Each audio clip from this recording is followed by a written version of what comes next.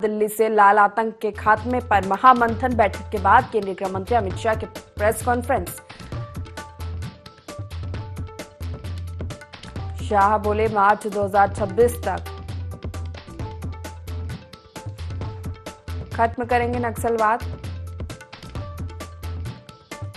13,000 नक्सलियों ने हथियार छोड़े। नक्सलियों को मुख्य धारा से जुड़ना होगा। छत्तीसगढ़ की सफलता एक प्रेरणा है। नक्सलवाद मानवता का दुश्मन। नक्सली हिंसा में कमी आई। नक्सलवाद विकास की राह में बाधा। नक्सल ऑपरेशन को लेकर सीएम विष्णुदेव साय की तारीफ की। लाल आतंक पर दिल्ली में महामंथन। नक्सलवाद को लेकर हाई लेवल मीटिंग। केंद्रीय गृह मंत्री अमित शाह ने बैठक ली। नक्सल प्रभावित राज्यों के सीएम इस बैठक में शामिल हुए। नक्सलवाद को समूल खत्म करने की रणनीति इसमें बनी है।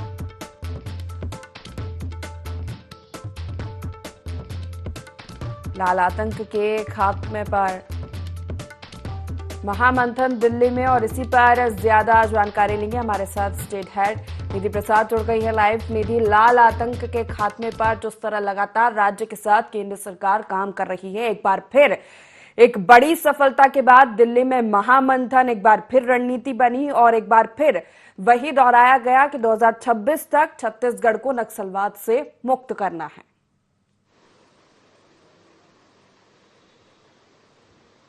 जी बिल्कुल प्रशिता, जिस तरीके से छत्तीसगढ़ में अब तक का सबसे बड़ा एंटी नक्सल ऑपरेशन जो है वो पूरी तरह से सक्सेस हुआ है, और इस पूरे सक्सेस को लेकर के इसकी तारीफ जो है एक तरह से केंद्रीय गृह मंत्री अमित शाह ने की है। इस पूरे ऑपरेशन के बाद दिल्ली में हाई लेवल मीटिंग हुई है, और इस पूरी मीटिंग में एक बार फिर से नक्सलवाद को लेकर मंथन किया गया है। छत्तीसगढ़ के मुख्यमंत्री विष्णुदेव साय वहां पर पहुंचे हुए हैं, और सबसे पहले इस बैठक की शुरुआत में केंद्रीय गृह मंत्री अमित शाह ने इस दौरान नक्सल के खात्मे को लेकर के जिस तरीके से अब तक का सबसे बड़ा एंटी नक्सल ऑपरेशन एग्जीक्यूट कर सफल बनाया गया है, इसके पीछे प्रदेश के मुख्यमंत्री विष्णुदेव साय को धन्यवाद व्यक्त किया है, उनकी तारीफ की है, छत्तीसगढ़ की सरकार की सराहना की है। इसके अलावा उन्होंने ये कहा कि जिस तरीके से इस सरकार ने नई नीति अपनाई है कि डिफेंस को छोड़कर आक्रामक रूप एक तरह से लिया है, तो ये आने वाले समय में हमें काफी मदद करेगा। इसके अलावा उन्होंने ये भी कहा है कि जिस तरीके से छत्तीसगढ़ में अब तक के जनवरी से लेकर अब तक के 184 नक्सली मारे गए हैं, 701 गिरफ्तार हुए हैं और 801 ने आत्मसमर्पण किया है। यह अपने आप में एक बड़ी बात है। तो ऐसे में अंदाजा ये लगाया जा सकता है कि छत्तीसगढ़ में नक्सलवाद के खात्मे के लिए लगातार कार्य किया जा रहा है। इस पूरे कार्य में प्रशंसा की है छत्तीसगढ़ की केंद्रीय गृह मंत्री ने। दिल्ली में हाई लेवल मीटिंग जो है वो चल रही थी, और इस मीटिंग में 5 राज्यों के मुख्यमंत्री जो है वो भी शामिल थे। इसके अलावा केंद्रीय गृह मंत्री ने अपील की है सभी नक्सल से जुड़े युवाओं के लिए कि वो ज्यादा से ज्यादा तौर पर अब हथियार को छोड़े और मेन स्ट्रीम में आए। उन्होंने ये अपील इसलिए की है क्योंकि आने वाले समय में मेन स्ट्रीम में जो आएंगे उनके लिए सरकार अच्छी खासी योजनाएं जो है वो चलाने जा रही है। बहुत सारी योजनाएं चल भी रही है, और अगर वो मेन स्ट्रीम में आते हैं तो आने वाले समय में उन्हें केवल और केवल फायदा ही होगा।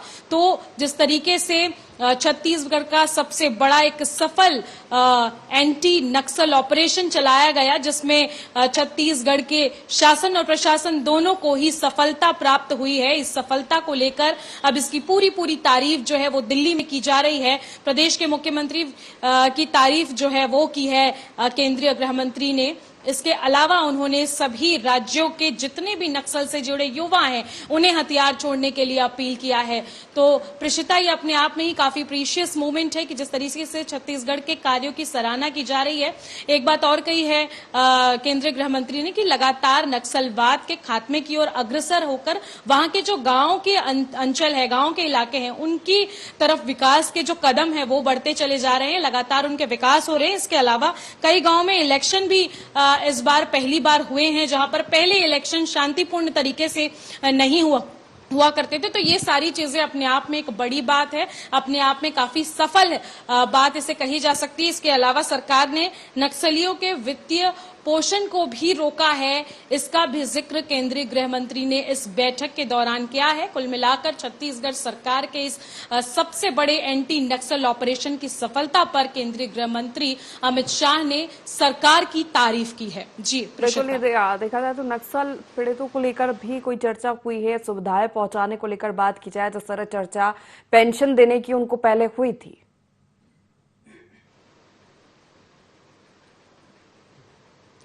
देखिए बिल्कुल प्रिशिता, एक एक करके जिस तरीके से नक्सलवाद जो है छत्तीसगढ़ में बहुत ज्यादा बढ़ा हुआ है, लेकिन जिस तरीके से लगातार जनवरी से ही नई सरकार इस पर वर्क करना शुरू कर रही है, धीरे धीरे नक्सलवाद के खात्मे की ओर एक एक कदम बढ़ाकर सरकार जो है वो सफल होती चली जा रही है।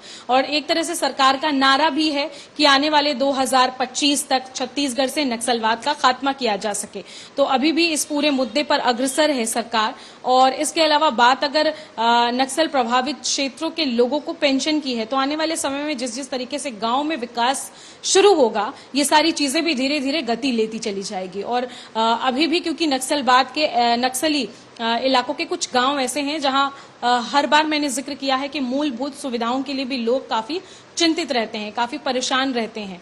पानी की समस्या या फिर स्वास्थ्य की समस्या, बिजली की समस्या, इसके अलावा शिक्षा की समस्या, तो इन सारी मूलभूत समस्याओं से जूझना पड़ता है वहां के लोगों को। तो जब तक कि छत्तीसगढ़ से नक्सलवाद का खात्मा नहीं हो जाता, तब तक इन गांवों को पूरी तरीके से विकसित करना बिल्कुल भी असंभव है। इसलिए सरकार सबसे पहले नक्सलवाद पर फोकस किए हुए है और आने वाले समय में सरकार का भी ये कहना है कि इसी तरीके से अगर तेजी में इससे काम चलता रहा तो 2025-26 तक छत्तीसगढ़ के बस्तर अंचल से नक्सलवाद का खात्मा जल्द से जल्द कर लिया जाएगा। क्योंकि केवल नक्सलवाद ही नहीं, केवल वहां के आदिवासी लोग ही नहीं और केवल वहां का गांव ही नहीं, बल्कि छत्तीसगढ़ के बस्तर का इलाका एक ऐसा इलाका है जिसमें काफी ज्यादा प्राकृतिक सौंदर्यता भी है जो लोगों को देखना चाहिए। लेकिन कहीं ना कहीं नक्सलवाद की वजह से आज भी वो सारी चीजें छुपी हुई हैं। लेकिन जब जब छत्तीसगढ़ में नक्सलवाद खत्म होता चला जाएगा, वहां विकास बढ़ता चला जाएगा, तो आने वाले समय में छत्तीसगढ़ का बस्तर इलाका जो है अपने आप में ही बहुत सारी चीजों को एक साथ लिए आने वाले समय में विकसित हो पाएगा। जी बिल्कुल निधि, एक बार फिर कड़े शब्दों में अमित शाह ने कहा है कि नक्सलियों को मुख्य धारा से जुड़ना होगा। आप आत्मसमर्पण कर रहे हैं तो ठीक है, नहीं तो इस तरह के ऑपरेशन आगे भी लगातार देखने को मिलेंगे जहां नक्सलियों को सीधा ढेर कर दिया जाएगा।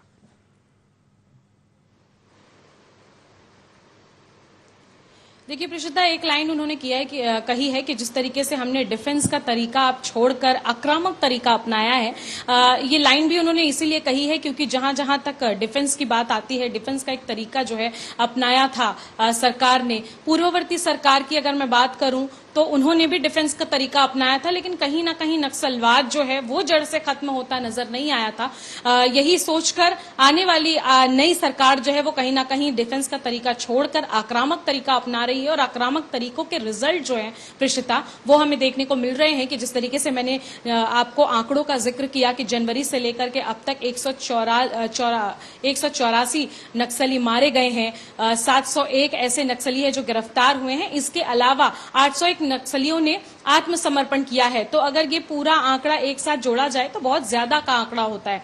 तो जब से सरकार ने आक्रामक रूप अपनाया है, जब से शासन प्रशासन ने आक्रामक रूप अपनाया है, तो इसकी सफलता भी ज्यादा से ज्यादा मिल रही है। तो आने वाले समय में जिस तरीके से कार्य जारी है, अगर ऐसा ही कार्य होता चला गया तो निश्चित ही छत्तीसगढ़ से नक्सलवाद का खात्मा होते दिखता नजर आ सकता है। लगातार सरकार इस पर कार्य कर रही है और जिस तरीके से ये बड़ी सफलता हाथ लगी, इसके बाद तत्काल रूप से दिल्ली में एक हाई लेवल मीटिंग ऑर्गेनाइज की गई है और इस मीटिंग के जरिए अभी भी अमित शाह का यही कहना है, केंद्रीय गृह मंत्री का यही कहना है कि लगातार नक्सलवाद पर जो हम हैं वो डटे रहेंगे और केवल छत्तीसगढ़ नहीं बाकी अन्य राज्यों का भी वो उसमें जिक्र कर रहे हैं और ज्यादा से ज्यादा नक्सलवाद से जुड़े युवाओं को अब मेन स्ट्रीम में आने की अपील जो है वो केंद्रीय गृह मंत्री अमित शाह ने की है। बिल्कुल, और इसके लिए सुरक्षा बल के जवान भी पूरी तरीके से तैयार है। निधि, जिस तरह अगर मुठभेड़ों की बात की जाए तो बहुत अच्छी खबर निकलकर सामने आती है कि सुरक्षा बल के जवानों को किसी भी तरह की कोई हानि नहीं हुई है।